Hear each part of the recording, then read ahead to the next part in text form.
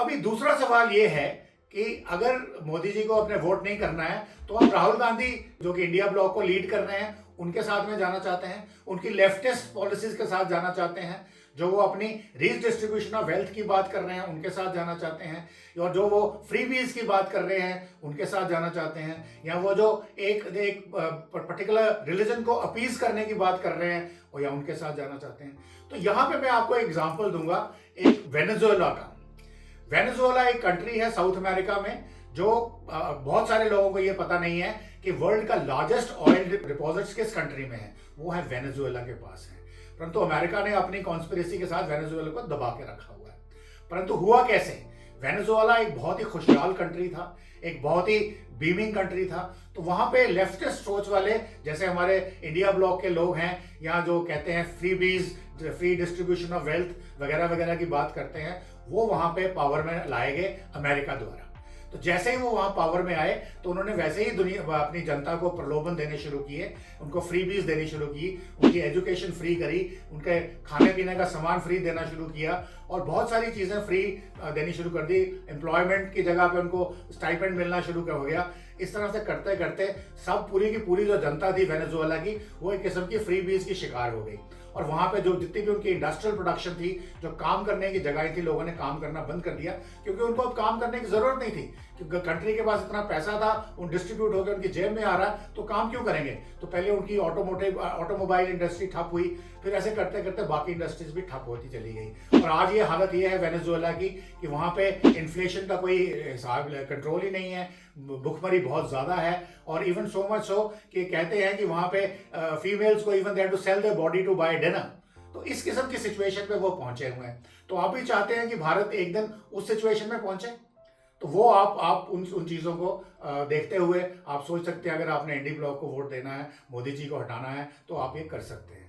इसके साथ में आपको एक और एग्जांपल मैं आपको देना चाहूँगा। जम्मू कश्मीर जब आज़ाद हुआ तो यहाँ शेख अब्दुल्ला साहब को उन दिनों प्राइम मिनिस्टर कहा जाता था, तो वो बातें दूसरा सब्जेक्ट है, किसी और दिन बात करेंगे।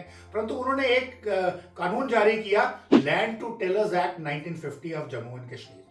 अब land to tillers act means is some kind of a redistribution of land, जो राहुल गांधी भी प्रोफेस कर रहे हैं।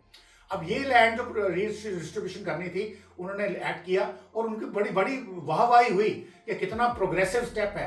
1950 में अगर आपने ये बोलना कि आपने फ्यूडलिज्म को खत्म करना है और लैंड टू टिलर्स को देनी है, तो ये बहुत ही यानी कि बहुत ही बड़ी बात थी और बहुत ही वाहवाही के लायक बात थी। परंतु हुआ क्या? उन्होंने जम्मू रीजन का लैंड को लिया, कश्मीर रीजन के लैंड का लिया, लद्दाख को एग्जाम कर दिया।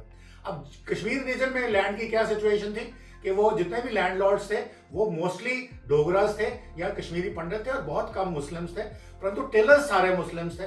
तो उन्होंने हुक्म जारी किया। और उसी तरह जम्मू रीजन में क्या था कि सारे के सारे डोगरास ही थे और टिलर्स जो थे बहुत सारे वो मुस्लिम्स थे। तो उन्होंने जो क्या हुक्म जारी किया कि किसी के पास भी 22.75 एकड़ से ज्यादा लैंड किसी के पास नहीं हो सकती, बाकी स्टेट गवर्नमेंट एक्वायर कर लेगी और वो रीडिस्ट्रीब्यूट करेगी टिलर्स को विदाउट एनी कॉम्पनसेशन, मतलब कोई कॉम्पनसेशन नहीं देनी है और ले लेगी। तो इस तरह से कश्मीर में उन्होंने एक और भी ऑर्डर जारी किया इसके साथ साथ में कि ये जो लैंड, अगर वो ऑर्चर्ड्स हैं जो सारे के सारे कश्मीर में थे, यहाँ अगर आपके फोर्डर लैंड्स हैं मोस्टली कश्मीर में थे और यहाँ वेस्ट लैंड हैं, तो ये उनको एग्जेम्प्ट कर दिया जाएगा। अभी ऑर्चर्ड्स के जो मालिक थे वो जो कश्मीर के लोग थे, तो उन्होंने पहले तो उनको एग्जेम्प्ट हो गए। बाकी अगर उनके पास एक्सेस लैंड थी तो उन्होंने अपने भाई बंधुओं को 22-22 एकड़ के नाम से करके बचा ली। परंतु ये चीज जो थी जम्मू में नहीं लागू होने दी गई, क्योंकि उस वक्त जो ब्यूरोक्रेसी थी वो या जो सरकारी तंत्र था वो भी शेख मोहम्मद अब्दुल्ला खुद ही कंट्रोल करते थे। तो उन्होंने क्या किया कि जो जितने भी डोगरास थे उनको सारे को डाइवेस्ट कर दिया उनकी लैंड से। इवन जो सोल्जर्स थे जिनको जागीरें मिली थी लड़ाई लड़ने के लिए फर्स्ट वर्ल्ड वॉर में, सेकेंड वर्ल्ड वॉर में, उनको भी इसमें निस्ता नबूद कर दिया गया।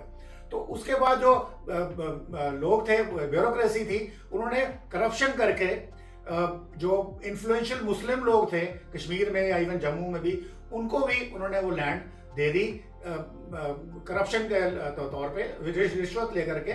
उनको अगर कोई लैंड थी, फर्टाइल लैंड थी, उसको वेस्ट लैंड दिखा दिया और उनको दे दी और कन्वर्ट कर दिया और उनको रखने दी। अल्टीमेटली इसका फायदा ये हुआ कुछ कश्मीरियों को, सबको नहीं, जो शेख अब्दुल्ला के अपने क्रोनीज थे, उनके रिश्तेदार थे, उनके दोस्त थे, 20% लोगों को फायदा हुआ।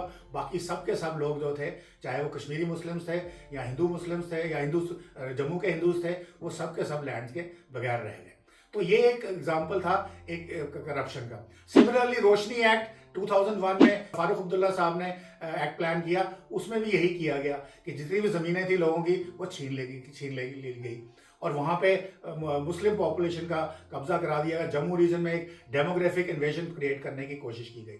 तो इस तरह से ये जो आपको मैंने एग्जांपल्स बताए हैं, ये आप डिसाइड करेंगे कि आपकी वेल्थ डिस्ट्रीब्यूशन अगर आप सही कर भी रहे हैं तो क्या वो ब्यूरोक्रेसी में करप्शन फ्री हो सकती है? नहीं हो सकती है।